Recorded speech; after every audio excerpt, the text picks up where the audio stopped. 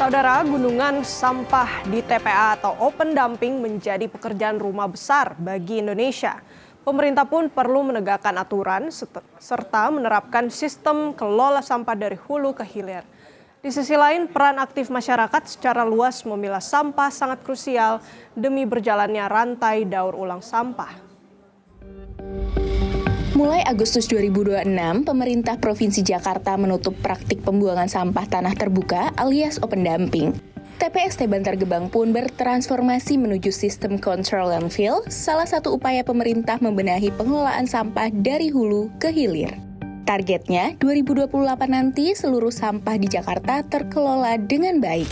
Kalau sampah terus kita hasilkan, sebanyak apapun tempat pembuangan dan teknologi yang kita punya, masalahnya tak akan pernah selesai. Artinya, solusi sampah tak cukup dimulai dari hilir. Kita perlu kembali ke hulu, ke tempat di mana sampah pertama kali muncul.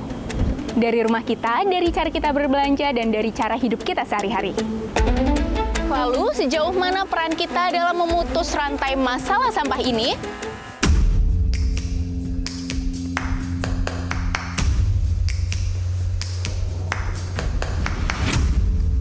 Sobat Sustainsia, sebelum menumpuk di tempat pembuangan akhir, ada satu titik sampah bermula, rumah. Sampah rumah tangga menyumbang sekitar 56,7% dari total timbulan sampah nasional.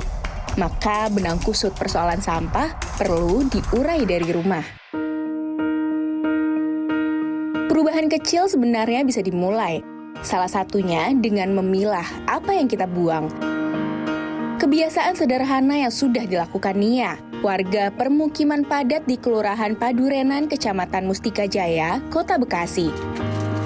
Di keluarga kecilnya, Nia menanamkan kebiasaan sederhana, memilah sampah sebelum benar-benar membuang.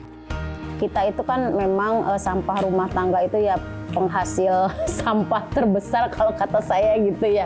Jadi saya memang mengajarkan kepada anak-anak, pada suami, memang ya awalnya sebelum kita mengajak orang lain kan keluarga sendiri dulu gitu kan, ngajarin anak-anak dulu. Nanti buang sampahnya kalau yang kering ke sini ya, kalau yang basah ke sini ya gitu. Jadi kita memang di rumah itu ada 2 tempat sampah.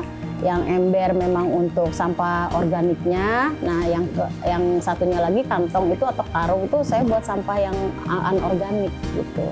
Jadi di rumah memang udah disiapkan. Jadi sebenarnya permasalahan sampah itu kalau memang kita udah tahu caranya mah ya udah beres aja sih dari rumah juga gitu. Jadi yang terbuang itu hanya sampah residunya aja yang emang tidak bisa didaur ulang kan.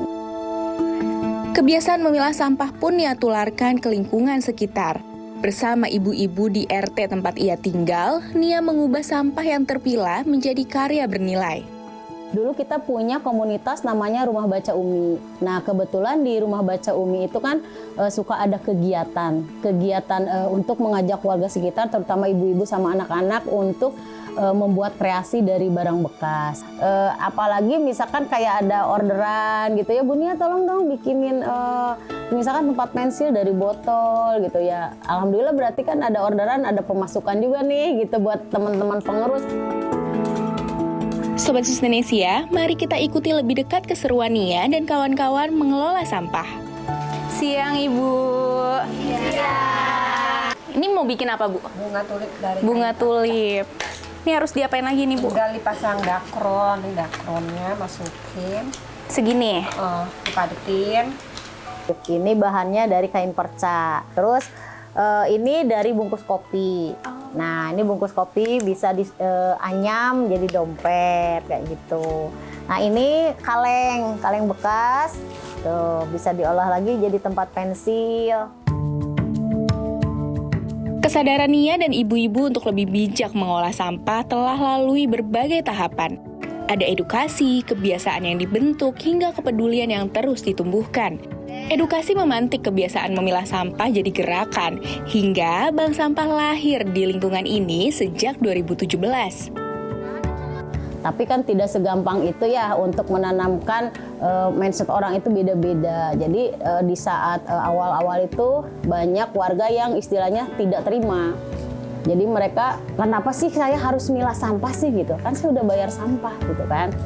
Nah Untuk menjawab pertanyaan-pertanyaan warga yang seperti itu, akhirnya ya sudah deh, ketika hasil pilihannya ketika mereka harus memilah, nah hasil pilihannya itu kemana?